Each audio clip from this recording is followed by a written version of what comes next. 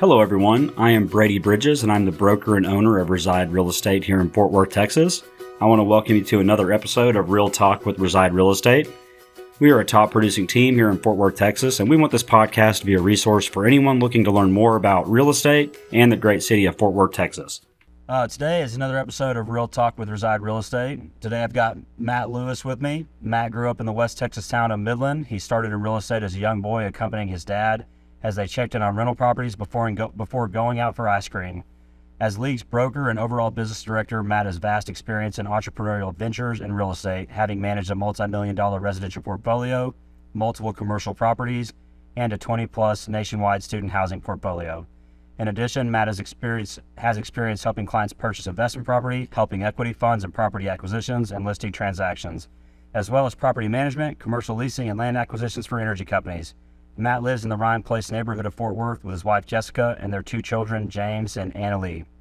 Matt, thanks for coming in. Yeah, man. Thanks for having me, Brady. Did I say it? Is it Anna Lee? Is that right? You got it right, yeah. So that's her. Obviously, that's a brief intro. Kind of dive into that and tell us a little bit more about you and League and how you got into the real estate business. Yeah, man, those things are always kind of fun because you hear people read about yourself and you're like, I don't know if I'm that interesting, but a lot of time bios aren't even written by the right. And actually, I think Jeff wrote that one. So, but yeah, no, I've I kind of tell people I'm kind of a legacy. So my grandmother sold real estate for a company called ERA, which apologies to ERA if they're still around, but she was in Lubbock, and she was a residential realtor, and I remember her.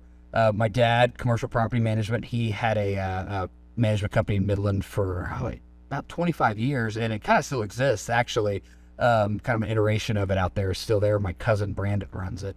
And so, so I've kind of been around real estate my whole life. And despite maybe my best efforts from when I was younger, kind of wanting to do something else, I ended up here. So, and I've been kind of either in the business or adjacent to the business since I got out of school 25 years ago. Okay. Yeah. So, like now, you're at League. You guys started League when? How long ago was that? League launched fall of 2016. So that makes it going on 7 years now, which it seems like it hasn't been that long. So I'm not sure. You weren't really into residential at all. Not at all. Not at all. So kind of tell me your journey, where you were at before you and Jeff and Luke kind of jumped in to start a residential brokerage. Man, it's the story's great. So I was I kind of took in a detour from real estate for a while.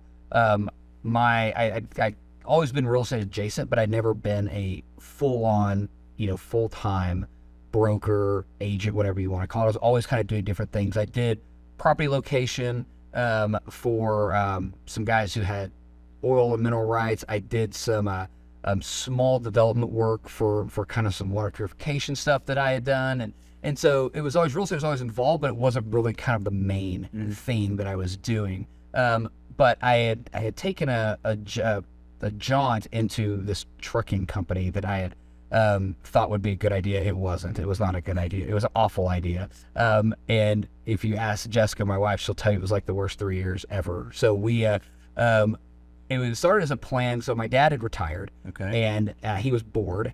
And so I was looking for something for him to do.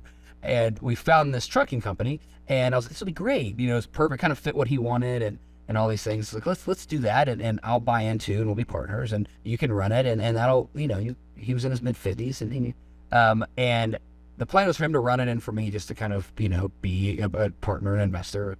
And it never worked out that way. 3 years later, and I was doing it every day, and I was driving trucks, and I was, hauling boxes. I never knew many of this. Yeah. And I mean, and I hated every minute of it, Brady, to be honest with you. Like, was that here? It was in Irving. Yeah. Okay. So it was in Irving. And so we, I just, for 3 years, it made money every single month, but it was hard money, like and it really kind of showed me the difference between, like, you can make dollars, but not all dollars are created equal, right? Like, you can do something and make $5 and really work at it. You can do something for $5 and not work at it at all.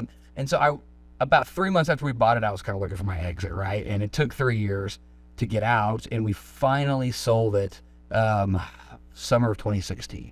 Okay. When I still remember I was in a Starbucks in Dallas and we signed off, and I left that Starbucks and I was like, just got out of prison. Yeah, I was like, I don't want to minimize it, but I feel like that's what guys who get out of jail feel like. I was like, oh, I'm so glad that thing's gone. My brother and I had a venture like that. We got in with not as much due diligence as we should have. Yep.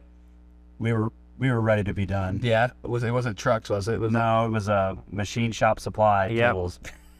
So it's just a bad place in the memory there. Yep. So you got some feelings there. So yeah, that was I was kind of coming out of that in that summer, and I didn't really have much of a plan of what I was going to do. It was more that I was like, didn't want to do that. So, and I had known Jeff for a couple of years. He actually lived down the street from me in Ryan Place on 6th Avenue. And his kids were kind of close to my kids' age. And so they would play together sometimes on the street. So I knew Jeff a little bit. We'd run into each other just on random real estate stuff. And so I knew him. And then Luke's kids actually went to my kids' school. Okay. And our wives became friends. So Jessica and Lindsay became friends. And they started coming for dinner and hanging out and that kind of stuff. So I got to know Luke a little bit. And so Luke asked me one day, he's like, hey, what are you going to do? I was like, I don't know, man. And I told him I had my broker's license forever, and he worked for another company here in town. And he's like, you ever thought about starting a brokerage? And I was like, no, that doesn't sound like me, right? And so he's like, oh, you should do it. And he left, and I kind of thought about it for the next few days. And so I called him back. I was like, hey, let's grab lunch. And so we did, and we went over to Chipotle. And I told him, I was like, hey, I think if Jeff wanted to do it, I think it might work. I was like, because nobody's going to follow me, but I think people would follow Jeff. Mm-hmm. And I think we could pull this off. And so a week later, we met Jeff at Central Market and pitched him the idea, which is something he'd kind of been ruminating on for a year or two and hadn't been able to really put it together. So we just kind of decided, hey, let's see what happens. So we spent the fall of 2016 meeting in the evenings at a co-working space up off of 7th and just kind of storyboarding stuff out. And that's kind of how we launched. So it's awesome. Yeah, kind of fortuitous. And yeah, it was neat. So was it a big change for you going from, like, obviously your background's not really, it wasn't residential. So Right. like, was that a huge shift for you to take the mindset of recruiting and developing residential real estate agents? It really was, because I mean, all my real estate experience as far as residential had all been from like an investment side. Like I worked for a couple equity funds who, back after kind of the 2010, 2011 kind of crash, there was a big entry of heavy money kind of funds, hedge funds, equity funds that were buying single family residential by the hundreds, right? Yeah. They would come out and they'd be like, hey, I need something that is these criteria for this money. Anything you find that fits in this box, we'll buy it, right? So I did a lot of work for those guys. So I kind of had some experience on that side, but never, the only experience I'd had with residential brokerages had been working with people on the other side of transactions. So I had no real plan. So it was very much a learning as I go. You were the guy, like, right? You had no emotional tie. Your clients don't care. It's Exactly. like, they want this. If you don't want to give them that money. Yep. There was no, hey, I love this, but the fireplace work I don't like. Let's go to another one. It was like, here's the criteria. If you get it in this box, we'll do it. Check these boxes and we'll close it, right? And so I did a lot of that. Are you still doing any of that? I do, yeah. So I really, really like that. That's I do some for myself. I have a group of people that kind of over the years I've worked for that I still do stuff with, mainly because I really enjoy working with them. Yeah. I really enjoy doing that. So yes, I still do some of that. Yeah, I think it's really interesting now. Obviously I know of LE, some of the people listening may not, but you guys have done a really great job of building up and, kind of y'all's whole premise. It's your business, but it's about telling stories and coming from your background. Like, you've got partners that are very, very key and talented in those areas, but it's cool that you've transitioned into that and can appreciate both sides and know how to work both sides, right? Yeah, I mean, it's been a really great, because I don't think I know, but the three of us kind of playing off each other's strengths and weaknesses, like any combination of the other two of us, this thing would have never worked. Like, it would have never worked, because so much of who we are is those other two guys. I mean, oh yeah, you can see it in everything y'all do. Yeah, I mean, all the outward facing stuff is Luke's vision, and he's super talented. I couldn't touch any of it. I would never been able to do that. And likewise with Jeff, who's a gatherer of people, and also something that I would have never been able to do on my own. And so those two guys really were kind of our engine, right there. And then I kind of brought maybe the easiest part, which was just kind of making the trains run on time, which is kind of the boring stuff. But so between the three of us, we were able to kind of do that. And so part of my background of just kind of being in other businesses, I think maybe helped a little bit. Because operational expertise is really hard to replicate and to learn. Yeah. Fly. And I mean, it was just, hey, I've done this before. It's just a different, a different industry, but a lot of the same things applied. But there were probably more me's out there than there are Luke and Jeff's. So, I mean, I probably was the easiest one of the three that could have been replaced, which is nice that it worked out this way. But, we're going on 7 years, and we work really, really well together. And still, I mean, that kind of dance. It's like the ideal dream for people, right? Like going to business with your friends and it works out. Yeah, it really does. And, I mean, to be honest, man, Jeff and Luke and I are way better friends now than we were 7 years ago. I mean, our families vacation together, our wives are good friends, our kids hang out together. I mean, the three of us can kind of go do stuff and leave things behind. So it's been really great. Yeah, I mean, it's one of those rare things where it's actually made things better. Man, y'all took a risk, right? Y'all were friends before, and that's a risk going into business with your friends. So I'm glad it worked out. Yeah, me too. So how many agents do y'all have now?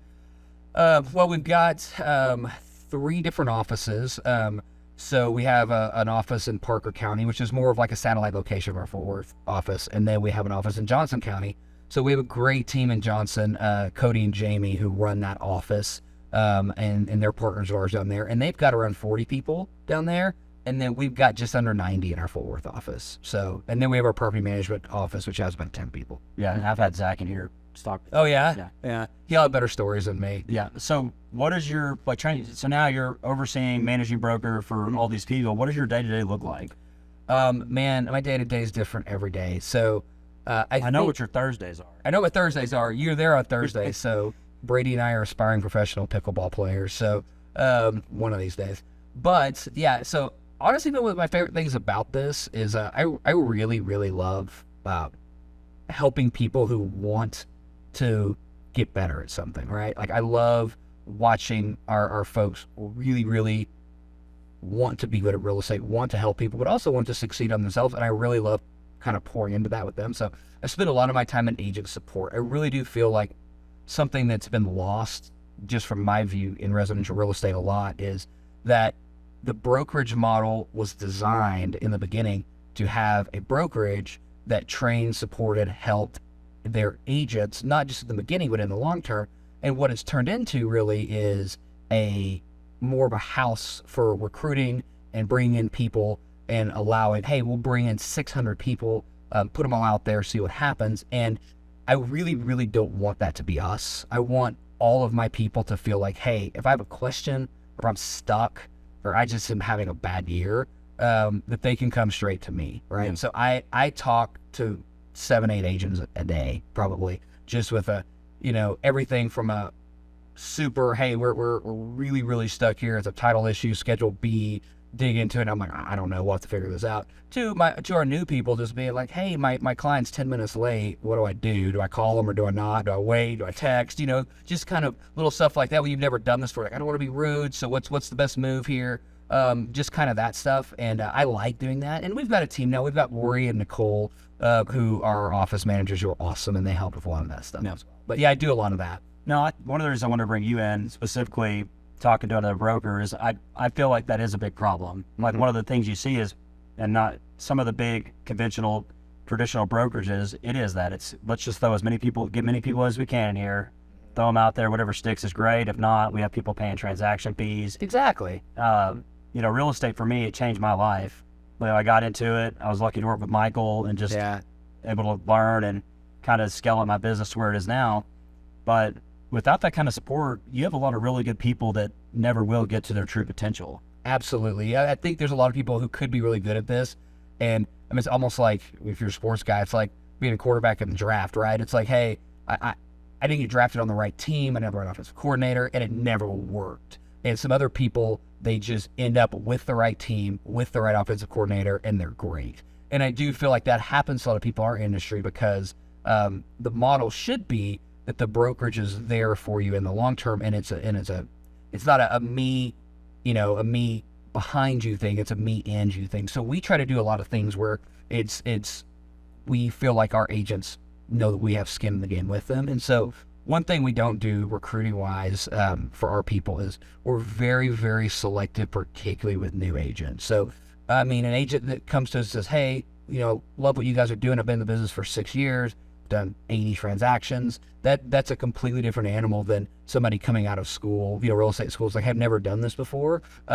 We are really, really kind of selective with those people because we only want to take one, maybe two on at a time. Yeah, because you don't want to set them up for failure. Exactly, and we want to be able to be really involved in their development and be able to pay really good attention to them. So if I've got 15 new agents, it's impossible. We can't do it, and they're going to get lost, and they're going to get frustrated, and they're going to come away not only with a bad real estate experience, but a bad league experience, right? But if I've gotten 1 or 2 new agents at a time that we can really focus on, mentor, everybody in our company knows they're the new guy, so everybody's there kind of like, okay, that's, Jessica. We just hired an agent named Jessica. That's Jessica. She's new. We all know her, and so we're all here to kind of help her. And that's kind of the culture we have. So we try to keep that really good with that kind of stuff for new people. I think it's interesting. There was this huge shift, I feel like, a few years ago where people were going to the flat fee models, and I think it's really reversed back. Yeah, I agree. Maybe not.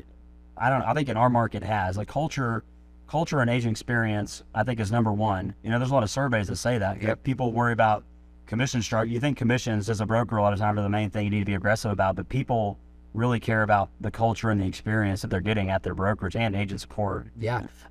It was funny. You asked me like, hey, when you first started doing this, and one of the things that I didn't know because I was an outsider when we started this, I thought exactly that. I was like, hey, if we can have a more aggressive value proposition and better financials, then we'll recruit all these people. And I learned really quickly that was so not true, because you never want people at your organization because of the money alone. No, so I had one of my first jobs out of school was I worked for a national sorority.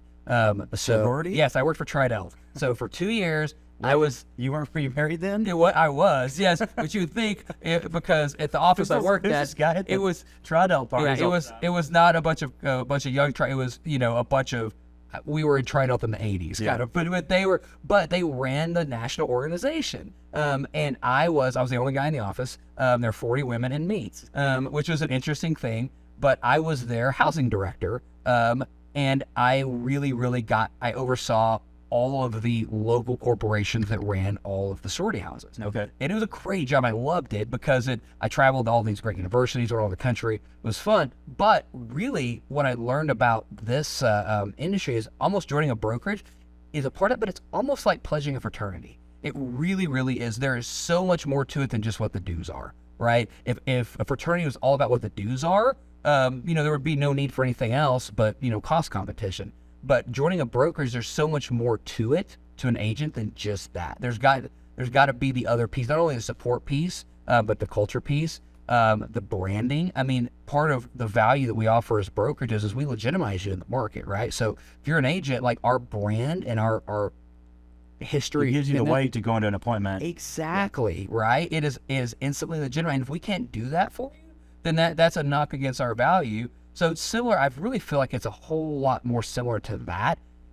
Finance is obviously an aspect, and it means more to others than to some. But we've really learned that some agents aren't our people, right? And there's nothing wrong with that. Some people will do better in a different environment, and that's okay. Because we really want to make sure we get the right people in our brokers that are going to be there for a while, and not just anybody, because that tends to make all life. I think that's something you learn just as you get going. I've only been in business 2 years, right? Mm-hmm. But you know who your people are and who they aren't. Exactly. And it's like no skin. Like if somebody comes and meet with you and it doesn't work, it's like, hey, wish you the best. And yeah, I mean, we send people to other places. We recommend other things.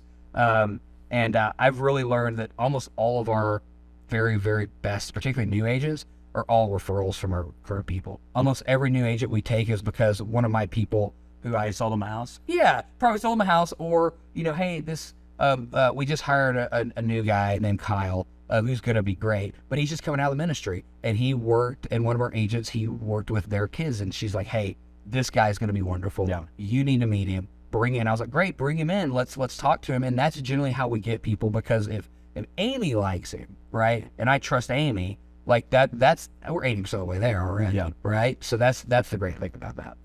So what advice would you give to an aspiring, like let's just say somebody's an agent right now and they're thinking about becoming a broker or going independent on their own, what advice would you give them in getting started?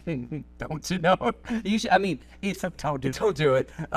So I mean, if you're, I think if you're a very high producing, like you came from a different, from a you were with Reader, and you came off into your own thing, and you were a very busy agent right before this, and doing very well. And you probably know this well as anybody. It changes just the dynamics of your business, right? You're going to spend a whole lot more time working on others' success than you are on your own. You have to step back. Exactly. You have to be willing to say, hey, my job now is to help this conglomerate of people succeed, not just me. And so in a lot of times that means I no longer am out every day pursuing things. I'm referring a lot of stuff, or I'm helping, or I'm doing these kind of things. And you're going to be more of a leader of men than a solo practitioner out there kind of doing their own thing. It's more like being a coach versus a point guard, I guess I would say. Yeah, might be the best way of putting it. I got a lot of sports analogies today. So yeah. So obviously you guys are further into it. You have help now. What did it look like as you were building and going to this role, like work-life balance with maintaining a family? And I know you're a driver type A type guy too. So like, I'm sure you've had conversations, maybe not as much now, but like, hey, you're on your phone all the time. So how did you manage work-life balance? And how do you still? Because I know it's still not, it can't be perfect. Man, Brady, I suck at that. I'll be honest with you. I do too. My wife is awesome. So Jessica is incredibly patient with me. She, more than probably, I would say 95% of the spouses in this industry out there, she gets it. And she understands that it kind of comes with the territory. She gives me a ton of slack. But I still, to this day, people come to me and ask me how you do this. And I have, theory answers for them, but I don't have many practice answers, because even then, last night I was sitting outside on my laptop at 9:45, just doing stuff. Right. And that's, so unfortunately, it's hard too, because if you're like me, you like the work. I do. I love it. I love the work. I love the people. I want to do it. And which is great, but it does help. I got some really good advice from Kelly Bollinger, who's in our office. So my kids are 16 and 14, so they're into a bunch of things. My son plays baseball. My daughter's into a million different things. She's a cheerleader. And so she told me, she had kids a little older than ours, kind of walking the same path. And she said, hey, I treat some of my kids' stuff like appointments. So the same as if I had a listing appointment. I say, hey, at 5:30, I've got an appointment, and it's immovable, right? So at least, and that I kind of adopted that practice, and it works really well. So I know that if James has a baseball game that I really want to go to, or Annalie and I were supposed to go to dinner before I took her to her friend's house, those things, I put them in my calendar, and I treat them like they were a listing appointment for, a $15 million property that I just cannot miss, and work my schedule around it. And so that has helped me treating some things as immovable that are family oriented or non-work oriented. Again, as funny as it sounds, you and I, we play pickleball on Thursdays. I never move that. No. I play every Thursday with a group of guys that are all in the industry, you included. And it takes a lot for us to move that, because that, to me, I feel like I kind of need that, right? Well, and one of the things, just not work-life balance, but I think just putting things in your calendar, it's crucial, because we can be so reactive. Like, things come up all the time. If you don't have any plans, you don't put it down, you're going to be all over the place. You'll be a scatterbrained rat chasing cheese. I'm a slave to my calendar. I'm sure you are too. And most of us are, and I don't think that's a bad thing. It sounds negative, but I think you have to be in real estate. You have to be proactive. There's got to be an element. So much of this industry is organized chaos that if you can be disciplined in yourself, because nobody is going to discipline you for you.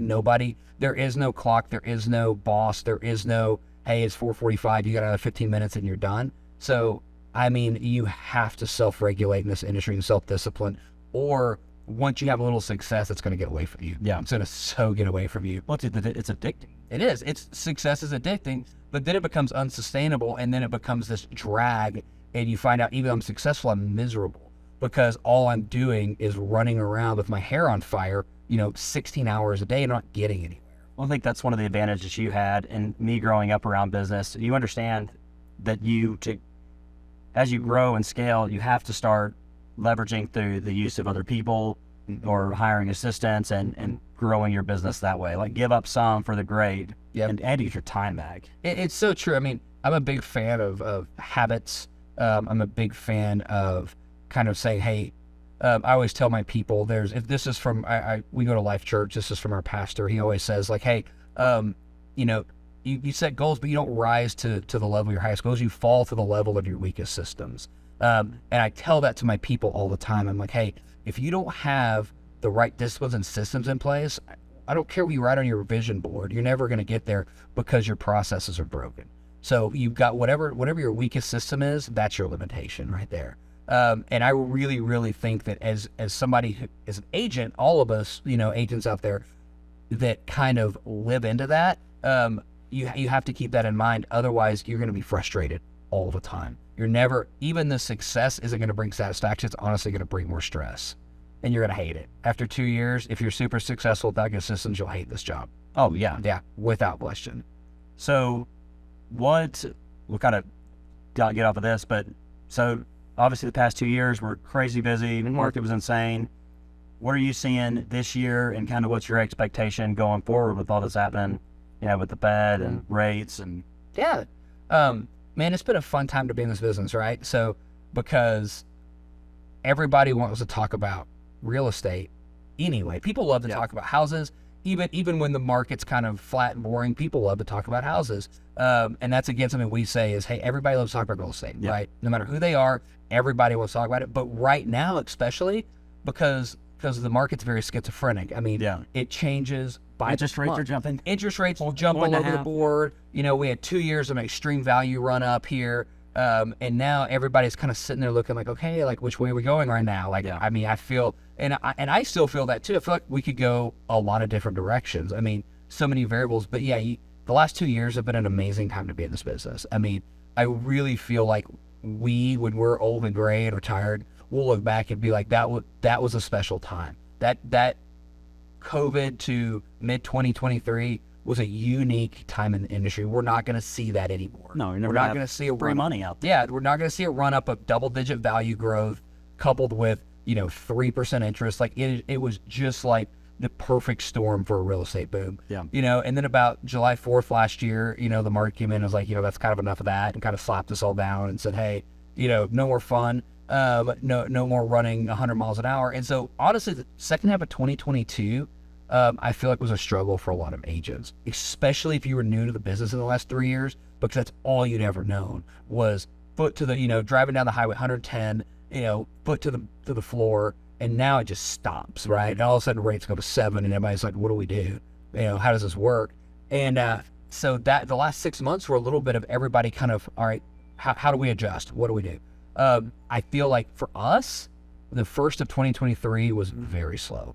Very, very slow. Some of the slowest months we'd had since we started. I think that was common for everybody. Yeah, it is. And it causes you to take pause because I guess we have a little bit more of a macro view as brokerage owners. Yeah. That kind of, you see a little bit more, but as an individual agent who really only views things through their business, it was kind of terrifying. And so we had a lot of people coming and being like, hey, what do I do? How do I adjust? How do I do this? So this year we kind of have a whole push as a brokerage of getting back to basics. Because as an agent over the last 2 years, a lot of the things that we normally practice as agents as best practices went out the window because there just wasn't time and they just weren't necessary. And now they're necessary again. And so either you're new and you never learn them, or you've been in business for a while and you had to use them in a while and you're rusty. Yeah, it was people didn't even have to learn pricing the last 2 years. No. Because if something was listed, it already had 10 offers. Yeah. All right, well, however do you want to go, appraisal waiver? Yeah, we had a joke in our office, it's like list price is irrelevant. It's the starting auction price. It really, for a while, it just didn't matter because every sale was an auction is really what it was. And those days are primarily gone. I mean, I'll be honest, the spring has surprised me a little bit. It's been better than I thought it was going to be. Yeah. We were texting about that yesterday. Yeah, we were. It was not as I thought it would be slower. I thought we had, because the normal real estate cycle is, the first of the year coming out of Christmas is slow. Spring picks up. You level off during the summer. We normally have a little bump in the fall, and then back to the holidays, it slows down. And we haven't been on that cycle for 3 years. I feel like maybe we're getting back on that cycle again, which I think is a really good sign for the market because we need that to be healthy. Yeah. We need a healthy market. A rapidly accelerating market isn't healthy. I honestly didn't really enjoy working the market the last couple of years. Mm-hmm. Because you had those agents that didn't know anything. And that's, you're talking about it. I tell her we need to be knowledge brokers. That's what That's a good way. I like that. I mean, it's kind of leading to my next question. What's your biggest piece of advice on how do you stay up on the market? Because obviously you're the broker. One, you got to know everything that's changing with Trek and all that. So how do you stay up to it? And how do you encourage your agents to stay up? Or how do you guys, do y'all do like weekly trainings, or how do you keep them up to date on what's going on? I kind of feel like, that's a good question. I kind of feel like part of our value proposition as a brokerage is to keep our agents informed on that. So I feel like that's kind of I'm offering that to you. Yes, I want, as far as which way the market's going, they have a better pulse, particularly on certain neighborhoods than I do, right? And so I'll ask them, hey, what's happening in Tanglewood? How's the West Side? What are you seeing in Oakhurst? Because they know better than me. But as far as stuff like that, I'm really kind of a nerd at heart, to be honest with you. Like, I like that kind of stuff. I like economics. I like to read. So I do spend a bit of time listening to podcasts, reading. I like to kind of figure out what people smarter than me think is going to happen in the market. And so I do spend some time with that. And then I'll probably once a month, we have a inter-office like Facebook page. I'll jump on there and just kind of share thoughts. Like, hey, these are mostly not my thoughts. These are people smarter than me's thoughts. But my job is to take all this information. Take the credit. Make me sound like just like an influencer. No, I tell people I'm an aggregator of information. I like to look at everything and then I'll aggregate it and send it to you in 5 to 10 minute doses that hopefully don't melt your brain or make you have tired head.